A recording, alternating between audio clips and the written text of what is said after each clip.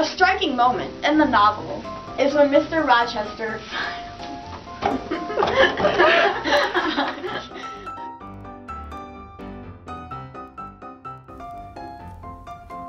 Onwards to illusions.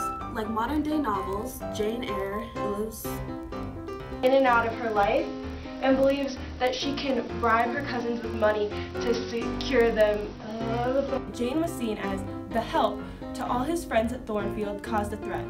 Throughout the novel, Jane has asserted her equality to Rochester, making him highly anxious. And that's Crash course on Jane Eyre.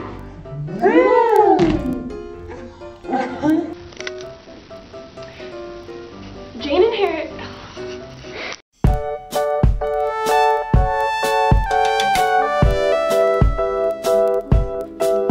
Welcome, bibliophiles. This is our crash course video for Jane Eyre. I'm Lauren Wilkerson. I'm Ashley Abramson. And I'm Bree Perez. Jane Eyre is a novel that follows the life of a young orphan and how she grows to find herself. Throughout this novel, Jane struggles with many internal and external conflicts, such as how her lack of appreciation from those around her causes her to have a low self-confidence and self-esteem. This leads Jane to her inner battle, considering herself as the unloved plain Jane, thinking there was nothing special about her. However, through the course of the novel, she begins to transform, gaining confidence and pride in herself, with the help of her master and her future love, Mr. Rochester. This transformation is shown through a series of symbols. The first symbol, speaking of, is the Red Room, which represented Jane's fears and insecurities and how she struggles to find her voice. The Red Room is a symbol for Jane being locked up inside her body, unable to have a voice and fear of others. Additionally, Rochester's hidden wife, Bertha, has been a symbol and conflict in the novel. Some could say Bertha has been Jane's wild spirit animal that has been crying out for justice. Bertha has been locked in the attic for years and went crazy, while Jane was locked in the Red Room for a night and completely panicked. Not to mention, Bertha is perceived as insane in the novel while Jane hears voices. When Bertha had died, Jane's insecurities had disappeared. Her confidence had won the battle. Jane inherits money from her uncle, which symbolizes her security. Jane has gotten so used to people coming in and out of her life and believes that she can offer her cousins money to secure them staying in her life. This idea allows Jane to metaphorically buy the family she has always wanted. Jane eventually realizes that St. John will never treat her like a sister and that money can't buy her happiness. As a conclusion of symbolism, Mr. Rochester's eyes have played a new perspective. Rochester loses sight towards the end of the novel in a house fire, which is interpreted as Mr. Rochester losing his old ways and destructive morals. Once he is wed to Jane, he gains eyesight in one of the eyes, which leads him to a new outlook on life. His past has been destroyed, and now he has gratitude for the little things, including unconditional love for his plain Jane.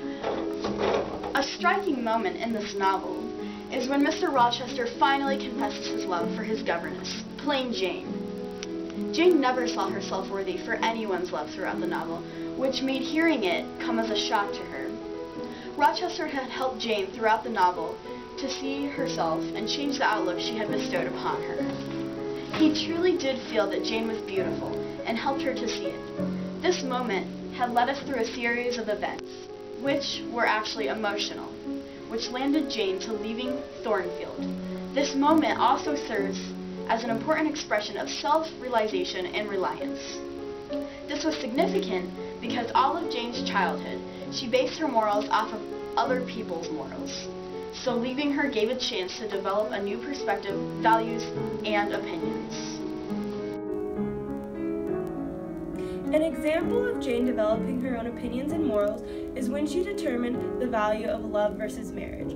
All Jane's childhood growing up, she thought that marriage was the determining factor in your affection for someone. But after meeting her cousin and him explaining to her that he wanted to marry her solely for a business deal, she realized that marriage didn't determine your affection towards someone. Love was the determining factor in how you felt towards other people. This situation brings us to the point of social hierarchy involving Mr. Rochester and Jane. Mr. Rochester had originally married Bertha for her social status and her family. He was careful when talking to Jane only in private. He has a knack for asserting his authority, which includes his money. And the fact that Jane was seen as the help to his friends at Thornfield gave him anxiety.